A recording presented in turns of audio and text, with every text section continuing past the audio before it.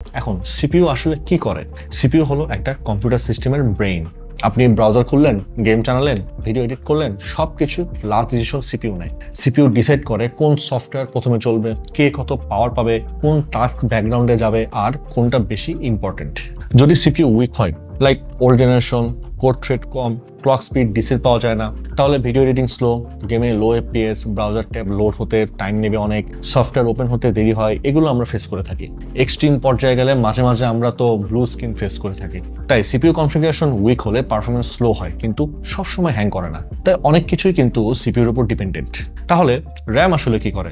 RAM হলো temporary কাজের table. আপনি যত বেশি অ্যাপ খুলবেন, টেবিল তত বেশি লোড হতে থাকবে। তাই র্যাম কম হলে ব্রাউজার ট্যাব বেশি খুললেই হ্যাং করে, এক্সেল বড় ফাইল ওপেন করলে নট রেসপন্ডিং, ফটোশপে বেশি টুল নিয়ে কাজ করলেই ক্র্যাশ করে। এক্সট্রিম পর্যায়ে গেলে মাঝে মাঝে আমরা ব্লু স্ক্রিনও ফেস করি, কারণ র্যাম কম হলে উইন্ডোজ দৌড়ে যায় এসএসডিতে আর সেখান থেকে ডেটা রিড করে। এটা অনেক স্লো একটা প্রসেস।